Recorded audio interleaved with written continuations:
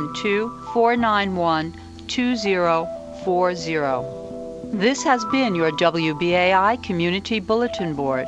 If you have an event you would like us to announce, send us an email to cbb@wbai.org.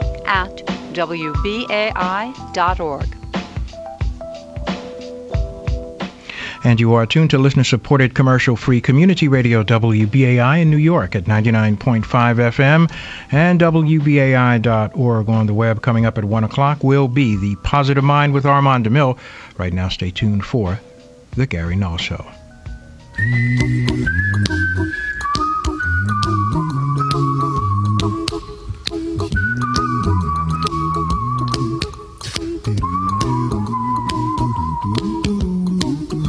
Live from New York City, it's The Gary Null Show. And now, your host, Gary Null. Hi, everyone. I'm Gary Null, and I'd like to welcome you to this program. Today, the latest on the little berry that has 20 times the vitamin C that's in an orange. It's truly a superfood. Also, how America is making the whole world fat and unhealthy. Then for all the people in this audience, especially people who know women who are pregnant and who are encouraged to take the vaccine, the flu vaccine, if they're pregnant, because it will help protect the mother and the developing fetus. The science behind it, we're challenging. Dr. Susan Jeffries will be challenging this on the program. Also, people have asked me, gee whiz, why aren't you promoting people watching this documentary from the Invisible Children Fund? Because I took the time to do a little research. The documentary is certainly interesting, and it tells a very important story. But I also see a lot in it that I could challenge, and others as well. Did you know that the Invisible Child is funded by an anti-gay creationist Christian right who are using it as a recruiting tool? And that much of the information in the film is years and years out of date. They would have you believe that this tyrant, the individual that they have made the focus of their film, who truly is a war criminal, and should be tried with all the vigor that we can, but he hasn't been in Uganda for a long time. So why aren't we focused on the reality? So we'll get to that if time permits.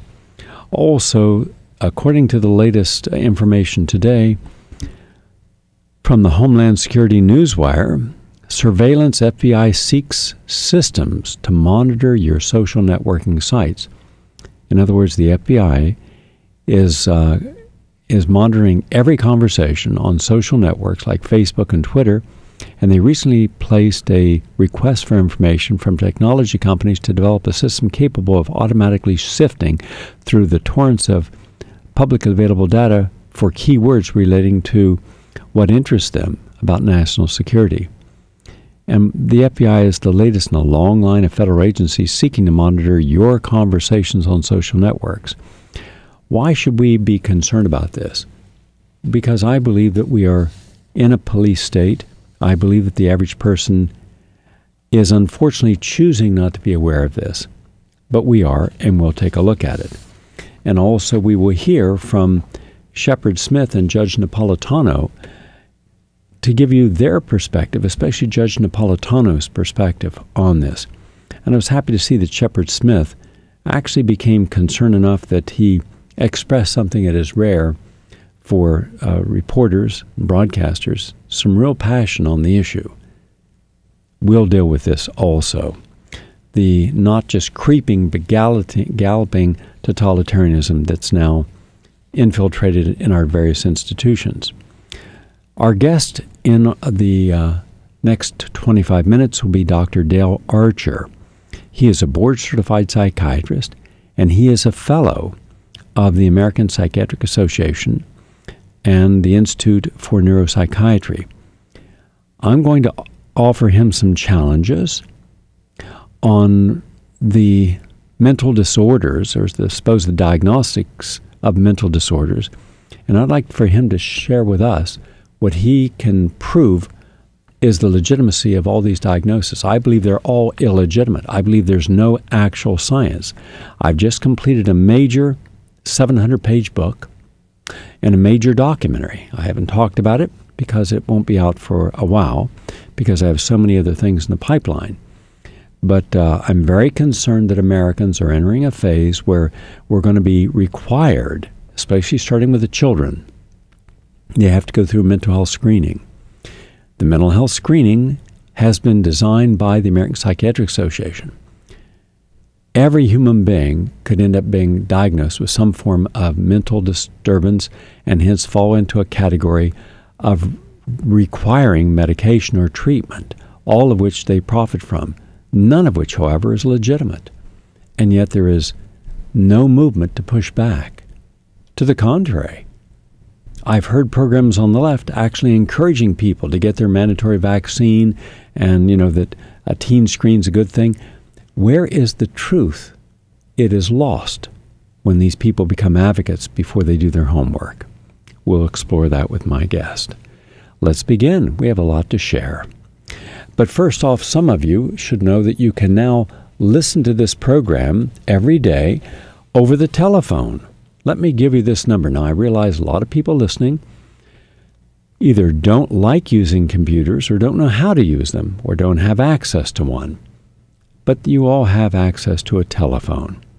So now you can call this number and listen to this program, 832-280-0066, 832-280-0066. That's a nice service.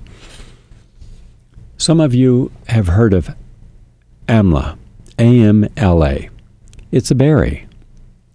And this is according to PubMed.gov. Quote, Ayurvedic medicines, including Amla, reduce blood cholesterol, induced atherosclerosis in rabbits. This is from the International Journal of Cardiology. And then another one here, influence of Amla on hypercholesteremia and lipid peroxidation in cholesterol-fed rats, Journal of Nutritional Science and Vitaminology, and a lot of other studies. What does this mean? It means that this little berry, the Amla berry, by the way, you could also know it by another name, Indian gooseberry. They're tart, they're light green to yellow fruit, but it's primarily in Ayurvedic traditions. It was known as a sacred fruit, which heals both the physical and the emotional heart. And scientists have confirmed the benefits of amla berries as an antioxidant due to the fact that amla berries are a source of vitamin C in the form of ascorbic acid, very rich in polyphenols and flavonoids. They actually contain up to 30 times the vitamin C per pound as does an orange, which makes amla berries an extremely effective superfood. It's known for cleansing the liver, high blood cholesterol lowering it, age-related kidney conditions are improved. And you can get it as a powder, and you can get it as a berry. And so look at your vitamin C. Does it contain amla? Some of it does. So that's been there a long time, and a lot of people just didn't know how good it was for them, and now mainstream science is catching up to what Ayurvedic is known for centuries. More children, according to the University of Leeds, are now living with life-limiting conditions. Let me quote this. It says, from the peer-reviewed journal Pediatrics, the number of children with conditions such as muscular dystrophy, neurodegenerative disorders, or severe cerebral palsy who are surviving into adulthood has been underestimated. The study, which was published in the journal, shows that children are ending up sicker than ever before. Now, why? They don't tell why. They just tell that this is the phenomena. Well, that goes to the other concept that we're seeing, and that is that America is leading the world in bad food habits. Recently, I was in Harlem. I wanted to do an update on research I'd done 4 years ago. 4 years ago, I went up to 125th Street, and I went from one end of the 125th to the other end. And in that area, I found some fast food restaurants and a healthy food restaurant, in fact, two. And the healthy food restaurant had long lines of people wanting their healthy food and juices. And the fast food restaurant had long lines wanting their junk food. The interesting thing was I found many of the listeners from this audience who identified themselves as listening to the show who were at the unhealthy place. People develop certain taste or how they feel when they've had a particular food, like chocolate or sugar. And it almost becomes an addictive substance to them. They then want that. People like French fries, and they like the crunch, the salty flavor, but not just any French fry. There are certain French fries they really enjoy, and others they don't. And in fact, McDonald's perfected how they can actually make a French fry that has a certain moisture content, a certain crunchy quality, a certain look, and a certain mouthfeel. But they're not healthy. So what happens when you develop a taste for unhealthy items? Sooner or later, you pay a price, but it'll be later in most cases. But it depends upon how many bad things you're doing. When I was growing up, we drank Kool-Aid. All kids did. In fact, we had little Kool-Aid stands, and we'd sell for a nickel, a little cup of Kool-Aid or lemonade. But when we sat down to a meal, our family ate together, and more often than not, the food that our family gave us was healthy food, especially if you came from the country, because then you knew how to get fresh produce or even dried produce.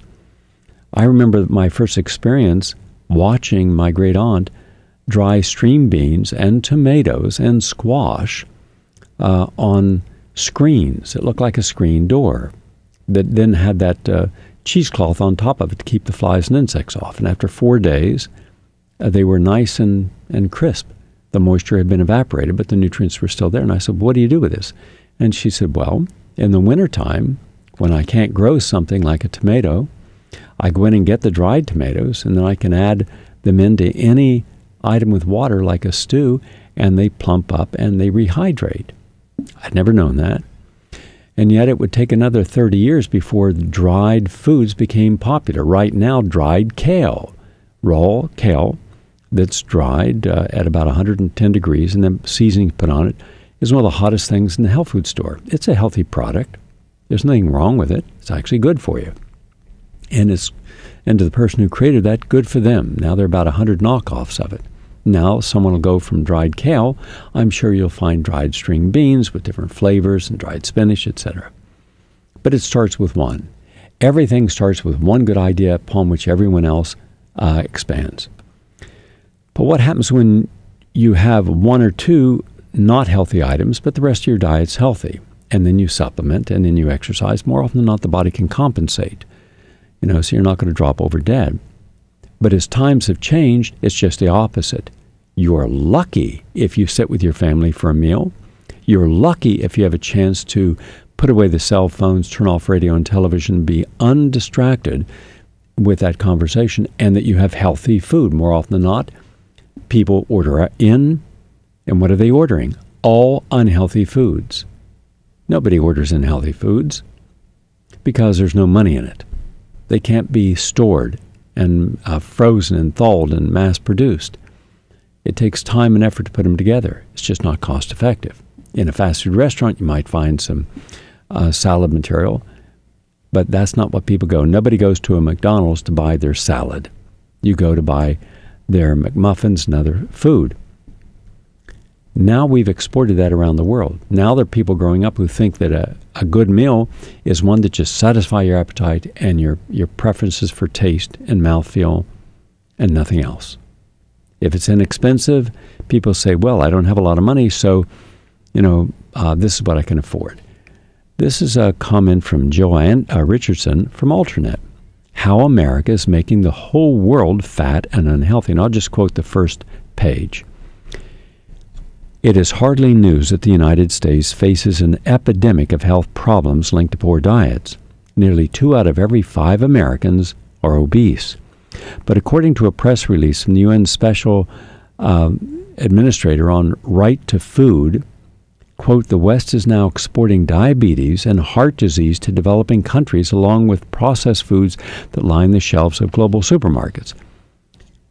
In the near future, 5 million people will die each year before the age of 60 from non-communicable diseases linked to their diets, end quote. Well, there was a Dr. Shooter whose work usually focused on ending hunger, just published a new report saying, quote, the right to food cannot be reduced to a right not to starve. It is an inclusive right to an adequate diet providing all the nutritional elements an individual requires to live a healthy and active life, and the means to access them. In other words, the right to a healthy diet must be included in the human right to food. And as the unhealthy diets already common in the United States spread to poorer nations, so do the health problems associated with those diets. However, unlike wealthy nations, poor nations are not equipped to deal with the health consequences like medicine, making preventable diet-related health problems more deadly. While the poor around the world face hunger, for those who have enough to eat in non-industrialized nations, traditional diets are very healthy. In Kenya, for example, peasant farmers subsist on a stiff corn porridge called ugali, eaten with a variety of green vegetables and beans and pumpkin. Peasants in Bolivia dine on potatoes, quinoa, and other grains, corn, sweet potatoes, and other Andean roots and tubers. Mexicans combine corn tortillas and beans to provide complete protein. And a Filipino family may eat pinkabet, a stew of local vegetables flavored with bagoong, a Filipino fish sauce. In each and every case, the traditional diets are made up of whole foods, including grains, beans, vegetables, fresh fruit, and perhaps some animal protein occasionally. Wild plants that an American might dispose of as weeds are used to provide essential micronutrients, feed families during hard times, and serve as medicines. Often, fermentation is used to preserve foods and increase their nutrition, as in the case of Kenya's fermented porridge, uji. Livestock enjoy diverse natural diets, and that's what it is. But times are changing. Visit even the most far-flung rural parts of each of these nations today, and you'll find Coca-Cola advertising and Coca-Cola everywhere. Restaurants and stores in Africa display Coca-Cola-themed store signs, while their menus are posted on Coca-Cola chalkboards, and waiters wear red Coca-Cola aprons. In South America, you can buy a bottle of Coke out of your car window from a vendor dressed in red Coca-Cola-themed gear while you wait in traffic. If there's anywhere on Earth you cannot easily buy an ice-cold Coke, it's Antarctica, although it's very possible that there are already shops selling ice-cold Coke there too. And while other junk foods are sold in each of these places may not be such recognizable global brands, they are equally detrimental to human health no matter which company makes them or how they're branded. In fact, in this report, Dr. Shooter gives Mexico a particular example. Mexico, only second to the United States in the percentage of its population now obese, once had a national diet the dietitians considered nearly perfect. In a 1967 book called Campaigns Against Hunger, scientists wrote, quote, it appears that the Mexican Indians living on the land and eating their corn, beans, and chili peppers supplemented with tomatoes and seeds and the flesh of squashes and wild plants may have had not just an adequate diet, but a near-perfect one, end quote. Well, what happened? What happened is simple. NAFTA, quote, this is from Peter Brown, an activist with the nonprofit Schools for Chapadas, quote, shortly after the passage of NAFTA, the North American Free Trade Agreement, in 1994, and by 2010 began to observing diabetes in the population he worked with, a problem the communities had never had before. Dr. Shooter connects the dots, noting that the massive investment in the Mexican food processing industry by U.S. companies followed NAFTA and the subsequent rise in the sales of processed food at a rate of 10% annually between 1995 and 2003. It's not unheard of for parents to feed young children soda from a baby bottle in Mexico these days. And then he goes into a concise history of how they had a healthy diet with very good health in Mexico, And after NAFTA, they ended up with unhealthy diet.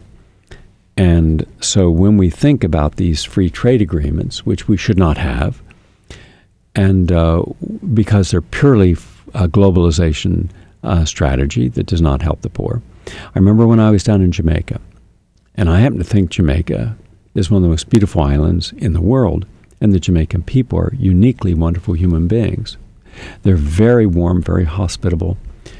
And I noticed how thin they were, and I asked, and I was invited into different homes when I went down there to do research, and they would go out in their backyard. In backyards, sometimes on the side of hills, you would see 20 to 30 different things growing. You'd have beans growing, and mangoes, and bananas, and papaya, and watermelons, and you'd have garlic, and onions, and potatoes, all growing in a patch behind their house.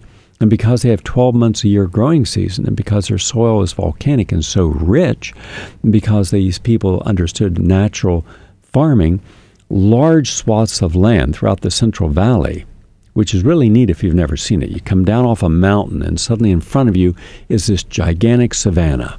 It goes on as far as the eye can see. It's probably, I'm going to guess, 5 to 10 miles wide and maybe 30 to 50 miles long.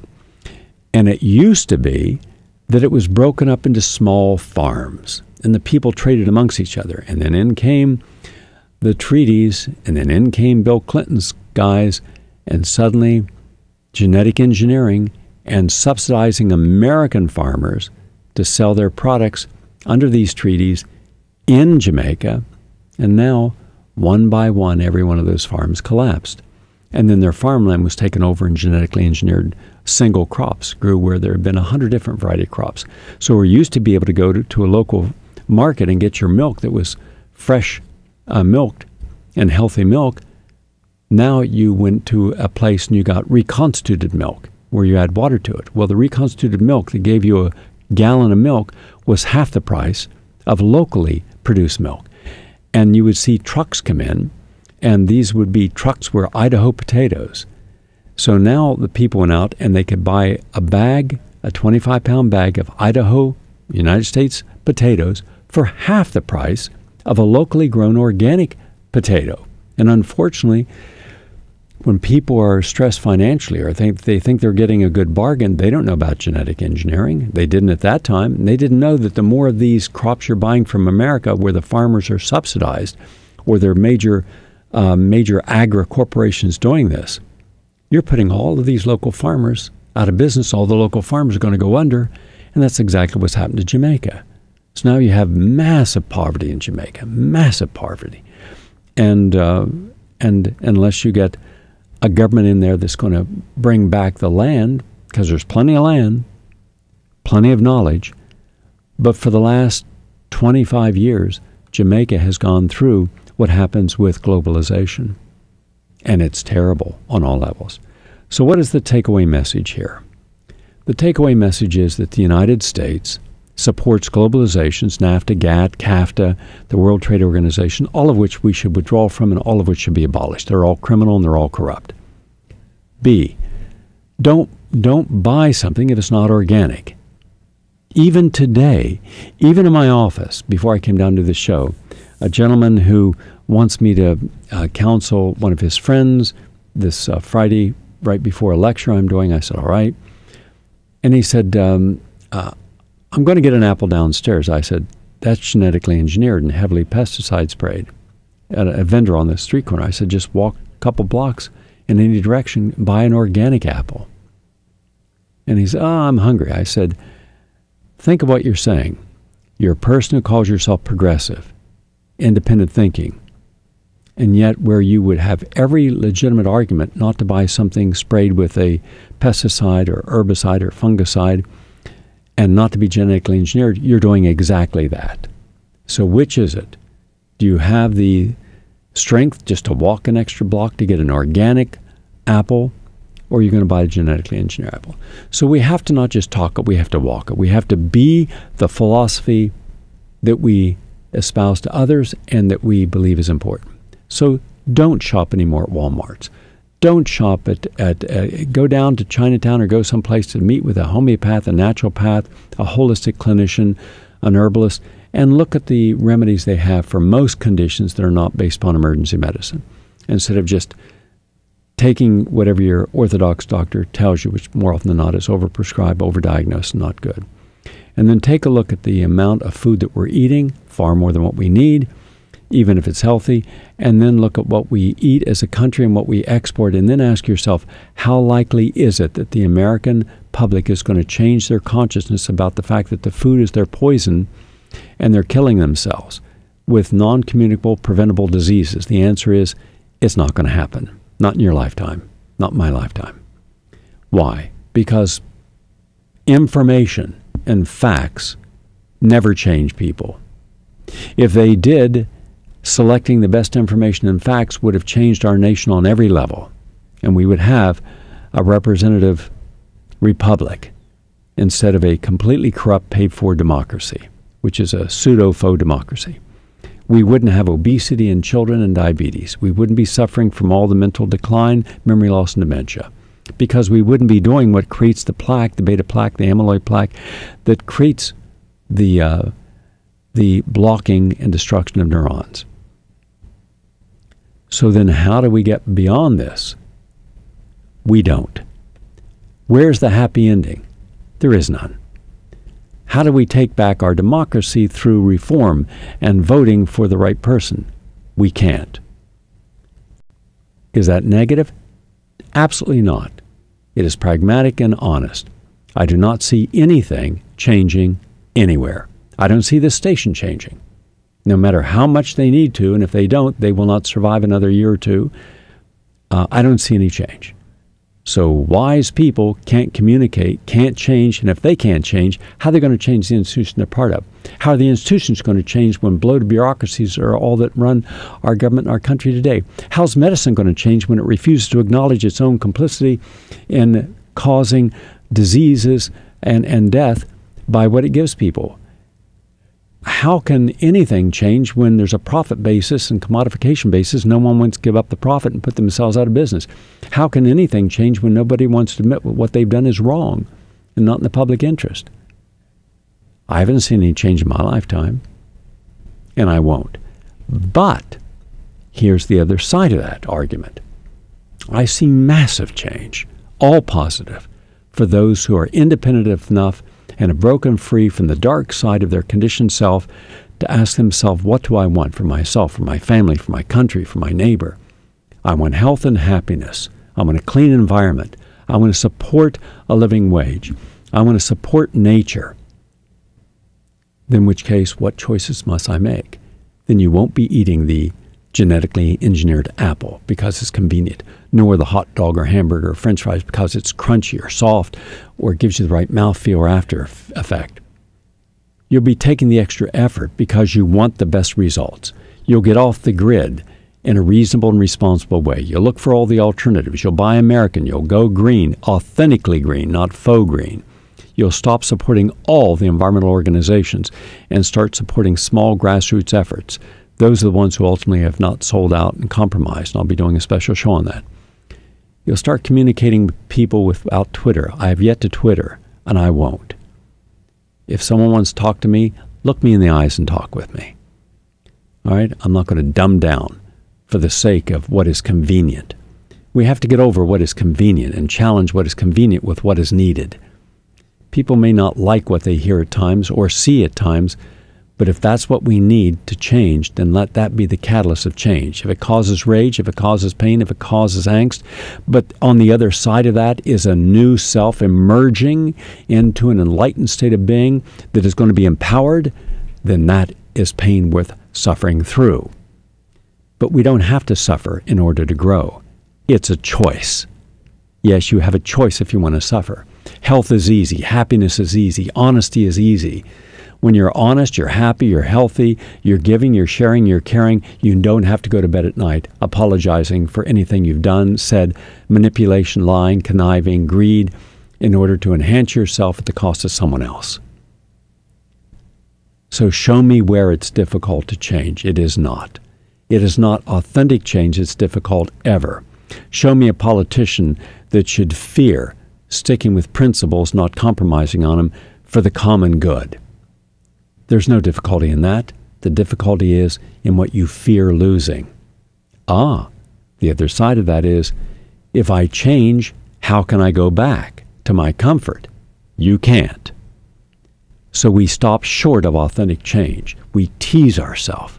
We tease ourselves by watching people like Oprah and the others of her ilk who have been the opium for the masses, people who want to pretend that they're changing but not, who want to have a big hug and cry together and pretend that the newest seeker, the newest author, the newest Harpo production is the answer to our problems. Let's just get glued into it, gorilla glued so we're attached to the hip, and have one big ooh-ah-ah.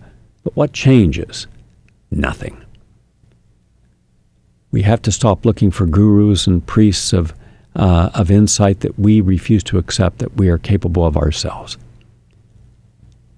We fear loss of what was familiar and predictable and easy, even if it was something as simple as smoking a cigarette or drinking coffee or socializing with alcohol, because it was hardwired that this was okay because everyone else is doing it. It's okay until you get your heart attack and stroke, until you're diagnosed with obesity or diabetes, or until you've lost your memory. Then you find comfort in the fact that there are so many other tens of millions of people who are just like you. Well, that doesn't change the reality of what should have been a moment of transformation. I don't want to tell you that things are going to get better for the average person. They are not. That our society is going to turn around after a cataclysmic event. We will not.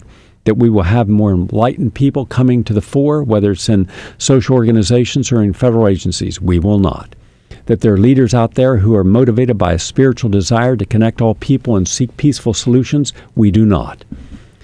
We have a nation run by selfishness, sloth, greed, eagerness, and anticipation of our next joyful ride on that roller coaster of passion and pleasure as a passive spectator to our own existence. That's unfortunate. The truth is that nothing in life is predictable, and we cannot control the outcome of other people's reactions to us or even the environment we live in. What we can control is how we choose to position ourselves. If we want a happy life, a healthy life, then we have to choose everything that would help us support that. If you do that, then there's some reasonable expectation that you can be happier and healthier and more balanced, more objective than you otherwise would have been. To abrogate that, because it's just too difficult to think for yourself, you've got to have re-encouragement from the media gossip, the wags and hags and sags of the Bill O'Reillys and the Sean Hannitys on the right and the Keith Urbans and Rachel Maddow and the others on the left, as if somehow these ideologies promoted by these ideologues are the certainties we need to get the right place at the right time. How many of these people are healthy? How many are happy? How many of them are giving? When was the last time you saw any of these dilettantes without media coverage going into the slums and helping? When was the last time you saw them going out to personally, one-on-one, find the problems and solve them to the degree they could in that moment of that day? Not as a token by giving some guy on the street, $1 and thinking, well, I did my thing, but making that a part of your life. We do not see that in any of them, because their own self-interest comes first and foremost. But when you come from an enlightened, mindful side, where your spiritual self is what is guiding you, then it is not only easy to do that each day, to care for others as you would yourself, but it is a part and parcel of your authentic self. And everything else is a conditioned reflection of how well we are at adapting or maladapting to the world we live in and the condition we've had up to that moment. So look at the red meat on your plate and ask yourself, as one of the most popular television programs, can that guy get 6 pounds of meat in their body and get the applause of people? And what message does that serve to people who think, well, gee whiz, maybe I could do that? And what happens when we ask people to be vegan instead of red meat carnivores? It's a tough call, isn't it? It means we have to transcend our conditioning, and therein is the pain. Being a vegan is easy. Being a meat eater is easy, even when you know that you have indigestion, when you have a higher risk of colorectal cancer, when you have a higher risk of blood pressure, and when you're doing harm to the environment and slaughtering an innocent animal. If you use logic, you'd say, do you want that burger? I do. Then why not make a cat burger or dog burger out of your cat or your dog? Oh, well, that's different. Is it? Have you ever befriended a calf that will grow up to be your burger? No. Do that and then tell me if it's as easy to eat a friend or a pet as it is to eat something that's strange, that you removed yourself from responsibility. I think it's time that as a nation we began to look deeper at issues than the body politic. The left, with its conceit, its arrogance, and its capacity for self-destruction, getting a bunch of people from the left into a room and giving them forks, I can assure you there won't be an eye that's not poked out within an hour. There is no sense of the spirit because the reality has locked into a political dynamic. Where is the spiritual awakening in the body politic? Right now it doesn't exist, and it has not existed since Martin Luther King in America and Gandhi in India said, bring the spiritual to the political. And we can't even bring the spiritual to our own children. As a result, we feed them to death. We have an epidemic of adult diabetes in children, and obesity in children, and heart disease in children, and arthritis in children, and inflammation in children. And where is it written that we have no capacity to make reasonable and responsible choices in our lives? I believe we can, and I believe for those who are open to that change, they will find a whole new life ahead. Are we all going there together? No, we are not. Is the vast majority of Americans going to change anything? Will they be more conscious of the environment and stop polluting? No, they will not. Will they be wiser in the next election? Absolutely not. Will they take time to watch what goes in their food and see whether or not the food is right to eat, genetically engineered or processed? Will they take time to see how much food their body needs and what types to nourish it at its ultimate level? No, they will not. And we will have books that we will not read because we're too busy with our lives. And occasionally when we feel such guilt, we'll go off with Tony Robbins and all sing and dance and clap our hands and give him $70,000 and feel good about ourselves for a moment. Commercial spiritualism. And before Tony, there was Deepak, and there's always someone willing to take away our pain, assuage our conviction that maybe we should be doing better if we're so successful. But success does not inherently conform a sense of inner wisdom. Knowledge is just an accumulation of facts. I'm Gary Null. Those are my thoughts. I'd like to hear yours. 888-874-4888. 888-874-4888. And finally, just to put a dot on this, is the American Heart Association. Quote, as published in the peer-reviewed journal Circulation, men who drank a single 12-ounce sugar-sweetened beverage a day had a 20% higher risk of heart disease compared to men who did not drink that drink. So what does this mean? With this compounding scientific proof that what we're doing is wrong with these sugar beverage juices, will this change us? Not at all. We've had 553,000 studies in peer-reviewed literature showing what we should be doing right, and yet we do not do it. The physicians, the nurses, the public health officials, the head of the AMA, the head of the FDA, the head of the CDC, the head of the U.S. Public Health Service, who should be those who are preventing disease, are not. But they're all there with the prescription in case you get sick. Back in a moment with my guest and your thoughts. 888-874-4888.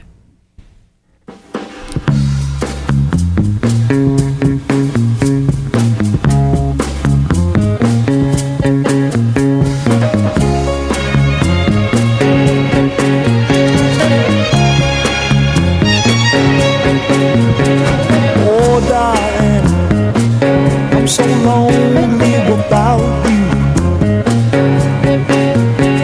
Can't sleep at night, always thinking about you.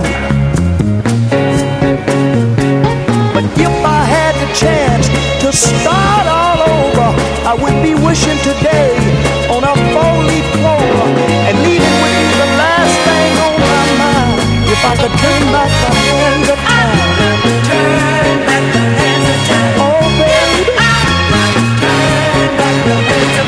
Oh, darling, I can't hold out much longer. I'd like to welcome all of you to this program. I'm Gary Null. My guest, Dr. Dale Archer, medical doctor, board-certified psychiatrist, distinguished fellow of the American Psychiatric Association, and founder of the Institute for Neuropsychiatry in Lake Charles, Louisiana, will be my guest. He is the author of Better Than Normal, how what makes you different can make you exceptional. We'll go to him in just a moment. Let me just say thank you to all the people who showed up last night at the premiere in New York of American Veterans, Discarded and Forgotten. And afterwards, I spent about an hour and a half there with people in a Q&A, and plus they were giving comments and feedback. The largest responses as a group that I received was that people simply were not aware that we had 1 million homeless vets and that we had so many who were suffering and that the government and the American people were not helping them, including the fact that time after time we showed example of how church members who went out to a group of homeless people to feed them a meal were arrested because you're not allowed to feed homeless people in a public park in Orlando, and how homeless vets sitting on a veterans bench in a veterans park were arrested because, though being poor is not a crime, being a homeless vet is in the state of Florida. And how many go to prison? One guy went to jail because the light on his bike was not working. And another time he was sent to jail because there was a flooding and he walked beside the pool of water off the sidewalk, and the cop said you should be on the sidewalk, and that was all it took. Had he been a regular citizen, nothing would have happened. So much for our being a nation that cares about our vets. Anyhow, it's a sobering look. I've put the trailer, including people's comments today, after they watched it, up on my television, and I'll tell you where you can look at that and see for yourself. GaryNull.tv, GaryNull.tv. Watch the trailer and then look at the people's response who came out of the theater from all walks of life. It's not the easiest thing to watch, but I'm a believer that you've got to walk towards our problems, towards our crisis, not away from them. Anyhow, the film is American Veterans, Discarded and Forgotten, and now I'll start a program to try to help as many vets as we can by organizing them and getting this information. And what can you do? Get the information to the media. We have a lot of vets willing to be the spokespersons for other vets from the Vietnam War, the Korean War, and the Iraq and Afghanistan War. They don't need me to be their spokesperson. They're more than capable of articulating what it is to be a vet and not decommissioned from the war mindset that you're in, and you come home and try to associate with your family. Not easy to do. So let them tell their story. I'm merely the one who put their story together so we knew how bad it is, and it's an unflinching look at what it is. Now, let's go over and say hello to Dr. Dale Archer. Nice to have you with us today, Dr. Archer. Hi, Gary. How are you? Good. Dr. Archer, before we move into the particular strengths behind several common mental disorder diagnosis, I would like to first query you about the state of psychiatry today as a medical science. Recently, there was a study published that showed that as low as 15% of psychiatrists do any kind of talk therapy or psychotherapy. Instead, psychiatrists are increasingly relying on drug prescriptions after a diagnosis that pretty much characterizes a great deal of the general psychiatric profession today, and there have been commentaries showing that there is no real incentive for psychiatrists to spend quality time and hours doing talk therapy, since many insurers will not cover will only cover prescriptions, not the talk therapy. So I would like to first hear your critique of this growing trend of solely relying upon drugs to treat mental disturbances, because obviously with that, we are having a lot of people who are now on these drugs with some very serious side effects. Your thoughts, please. Well, that's exactly what I talk about in my book. And, I think the biggest problem right now is the fact that back in 1987, when I graduated from my residency from the University of Texas, we got about 50% of our training in psychotherapy and about 50% in medication and biologic psychiatry. The psychiatrists that are graduating today get virtually no psychotherapy training whatsoever. So not only don't they get paid to do it, they don't know how to do it. In fact, we're bringing in a couple of psychiatrists this year who received zero training in psychotherapy. So unfortunately, it's become a very medication-dominated profession. And, for a lot of that, the psychiatrists themselves have to look within and blame themselves. I mean, there are a lot of reasons for it, but I think that the field is probably as much to blame as the insurance companies, as the pharmaceutical companies, and, even as the general public, because in our pop a pill, feel good, I want to feel good now culture, people don't want to take the time to do psychotherapy. They want that pill to feel better right away. Okay, I appreciate that insight. I'm having a strong issue about the American Psychiatric Association's hand-selected group of individuals who, by vote, with no science to back them up, have the new Diagnostic and Statistical Manual of Psychiatry, number 5, coming out, where myself or anyone like me who cares about your health would now be considered to have a psychiatric disorder. They also, and I'd like you to address this, they have attention deficit hyperactivity disorder, meaning being adventurous. That's one of the diagnoses. In other words, the symptoms. If you're adventurous, you can fall into that. If you're a perfectionist, then it's obsessive compulsive disorders. If you're shy, it's social anxiety disorder. If you're hyper alert, you have general anxiety disorder. If you're dramatic, as many people are in their natural personalities, it is a histrionic disorder. If you're self-focused and aware of your own strength, it's a narcissistic disorder. If you have high energy, it's bipolar. If you're creative and magical, it's schizophrenia. So I'd like for you to explain to us how we can make the normal conditions that people go through at different times in life all now mental disorders, and insist that these people's conditions are real biological problems, that medication is the only source of helping them. Well, mental health problems don't come with an on-off switch, and that's the biggest problem with the DSMs, and the DSM-5, by all accounts, is going to be no different. And if you meet 5 of 8 criteria, you're OCD. If you meet 4 of 8, you're not.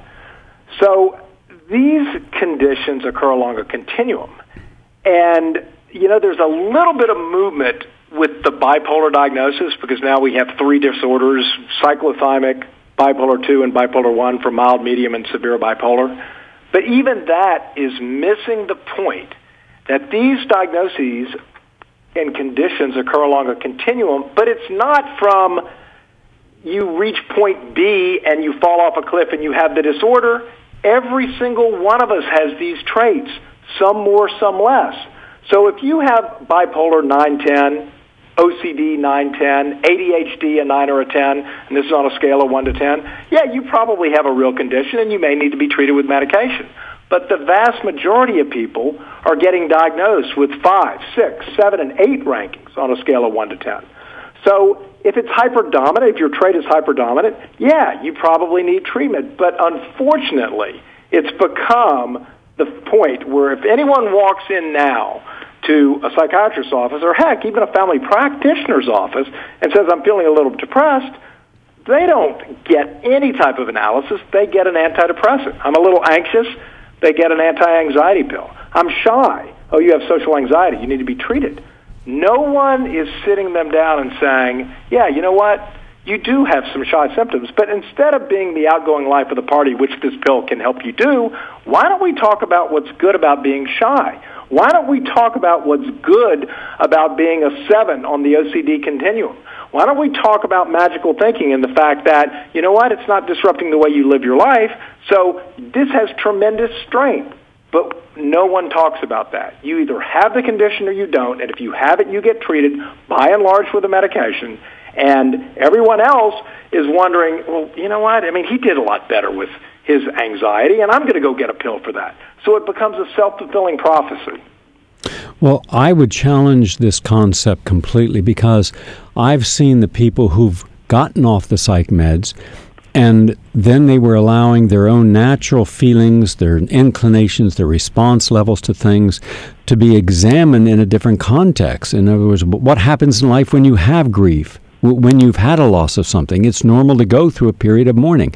To suggest that we all should have a particular way of dealing with grief or loss or crisis in our marriage or crisis in our relationship or crisis in our health care, that's the problem, because we're expected all to be the same, and if we're not, then so there's something that has to be diagnosable in that. So therefore, this person's better now because they're more normal. Is that to assume that normal is like everyone else? Look at all the kids today who go to school, and they're all very hyper. Did anyone ever look to see how much caffeine they're consuming, what their diet is, whether they're doing any meditation or not, how much time they spend on a cell phone, what the cell phone does to the chromosomes in the brain? We're not looking at the total picture at all with people, but it's real quick and easy for someone to be given a diagnosis, be put on a pill, and then they don't act out. Is that what we're achieving? An emotionally lobotomized society where no one acts out? Sir, if we accept that this is a legitimate way to be, you will never again have a preacher, a minister, an evangelical approach. You will have no longer people with enthusiasm to speak. You will no longer have activists. You will no longer have innovation. And you sure as hell won't have another artist being able to express himself. All of that comes when we all get normalized by the meds. Your thoughts on that, please? Well, Webster's dictionary defines normal, interestingly enough, as free from a mental disorder. So the field of psychiatry has taken on the mantra of defining what normal is, and that's a huge problem. Essentially, 30 years ago when I started practicing, no one wanted to see a shrink. They were told, be strong, get over it, you're going to be fine. You don't have to go get on a pill, you don't have to need therapy, you can do it yourself. There was an incredible stigma about going to see a psychiatrist.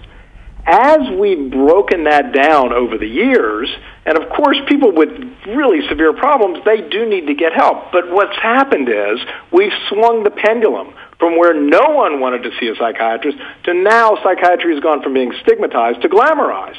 And everyone wants to go see a psychiatrist and get a medication. And psychiatry has basically taken the normal box, which 30 years ago was a big, giant box and a lot of different quirks and creativity, and all kinds of people were able to fit in this big box called normal. And they've shrunk it down smaller and smaller and smaller. In 1952, when the first DSM-1 came out, there were 106 psychiatric diagnoses. When the DSM-4 revised came out in 2000, there were 356 diagnoses. So in a span of 40 years, we've added 250 mental disorders. It's crazy. The National Institute of Mental Health did a study a couple of years ago that found that 26% of Americans had a diagnosable psychiatric illness. That's 1 in 4. That's ridiculous. The standards now and the normal box has gotten so small that virtually everyone is encompassed in the abnormal universe, and therefore everyone needs to be treated. And that's the problem that we're facing as the pendulum continues to swing further. It is only a problem for those people like yourself who have some ethics to apply to the treatment of patients, to the patients.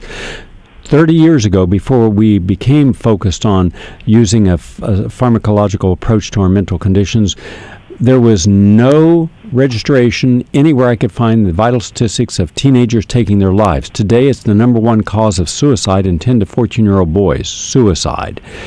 That is the byproduct. Also, we have to understand that you will not have a diagnosis today of a new condition unless there's a drug to treat it. So why can't we be honest and pull back the curtain and see behind that the Wizard of Oz are the pharmaceutical companies giving us drugs that have now been shown to be no better than a placebo, but a placebo won't kill you.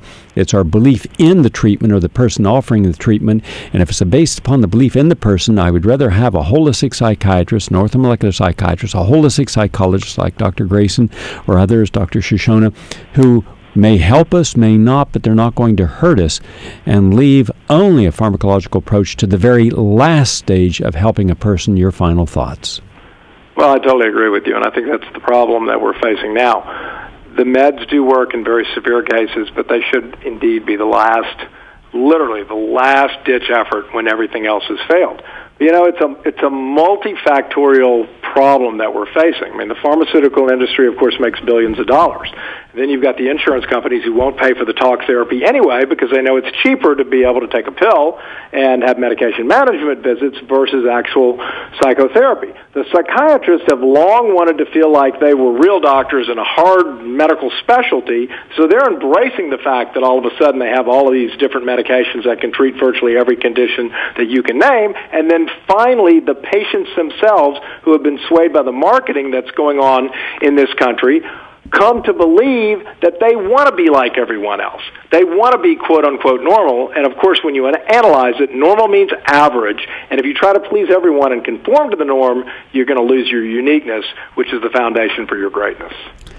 Very good insight there. My final statement is that there's a new law about to be passed that the FDA is supporting that would allow a lot of medications to be gotten without a doctor's prescription, hence bypassing the physician, bypassing the prescription, and being able to get them. Now they're registered, so a doctor would have to see you. There would be some measure of control, and that is the scary future. That's how much power the pharmaceutical industry has over our legislative process. That's the next thing coming up, and it'll be up within the next 6 months to a year. You could get your drugs, serious drugs, without a prescription, without seeing a doctor. That's being advocated as we speak. Doctor, thank you very much. Hopefully your book will enlighten people better than normal. How what makes you different can make you exceptional. Website drdalearcher.com. Thank you, Dr. Archer. Thank you, Gary. Appreciate it.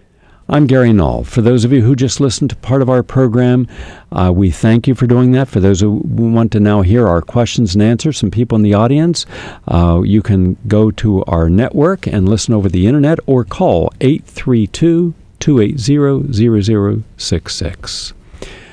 Let's say hello to Jeanette from, I believe, is it San Francisco? Yes, hi. Hi, I'm in the Bronx right now. I was at the 3/11 commemoration the other day, and we found out that a lot of very toxic radiated material will start sweeping up on all of the coasts of the country very soon, and radioactive fallout has already been detected, within 100 miles of both coasts and clear across the United States. I remember a few months ago you gave us some tips and pointers as to how we could protect ourselves from the excessive radioactive fallout, protect our health with homeopathic and herbal and other nutritive ways. And unfortunately, you were talking so fast, I was trying to write things down. But okay, do this. It's all in the archive. Go to the archive, progressiveradionetwork.com, the archive. Just type in either the date or the topic or the guest, and that entire show is there to re-listen to, and all of the different solutions to help us are there in detail. Thank you.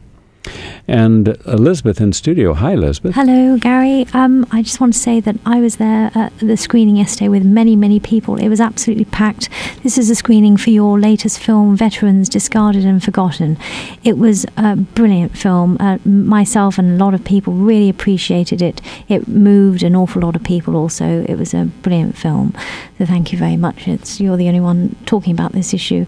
And the next thing is, we've had a question from someone saying, how do we know that things are getting worse when so many people are saying that things are turning around? Oh, well, let's just look at the statistics. The non-official statistics, the real statistics. The median household income in the United States is down 7.8% in just the last few years, and that's after adjusting for inflation. There's about 5.6 million less jobs than there were when the last recession began in 2007. Also, you have to look at the people who are no longer considered in the labor force, and that rose by 17.9 million between 2000 and 2011. Also, the unemployment rate, you have to look at the unemployment rate for the 20 to 29-year age bracket, and that has gone up substantially. It's over 13%. Also, back in 2000, more than 50% of all Americans as teenagers had a job. This past summer, it was only about 29%. And when Barack Obama entered the White House, the number of long-term unemployed workers in the United States was about 2.6 million. Today, it's at 5.6 million. And the average duration of unemployment today is 3 times as long as it was in the year 2000. And back in 1950, more than 80% of all men in the United States had jobs. Today, it's less than 65%. That's an enormous drop. So those are the things that are obvious that we can all measure. And also, in just 2 years ago, We had 30 million Americans on food stamps. Today it's 48 million Americans on food stamps. And that's the most poverty challenged. But then that's just people can't get enough food. And unfortunately, a lot of those people cannot afford healthy food, so they buy the cheaper and fattening and sick food. Also, the federal housing assistance increased by 42% in the last 4 years. And we've had an increase in Medicare spending by 138%. So these are all real statistics. And all you have to do is then look at what's happening in our inner cities. The expanding ghettoization of the suburbs is increasing in almost every city.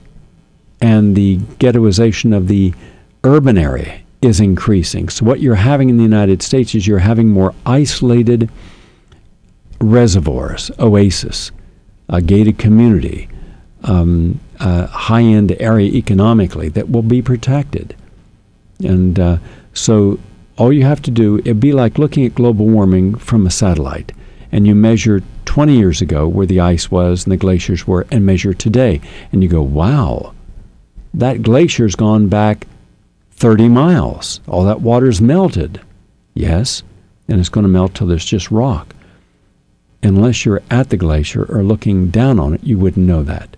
When you're living in an area, rare is the person that goes out of their area, their protected area. They feel too uncomfortable. They want to stay where they have some boundaries of safety. So they don't connect with the rest of the world. They don't see the rest of the world. They don't see other people's pain because they're not advocates for those people in the mainstream media. And hence it's not a happy story. Unless it bleeds, it won't lead. If it doesn't have an advocate, it doesn't get attention. So we're far worse off than what those who are profiting off of our artificial enthusiasm for rebounding economy. They're doing fine. The rest of the world is not. Right. We're out of time. I want to thank you all for listening. I look forward to sharing more on our next program. Have a nice day, everyone.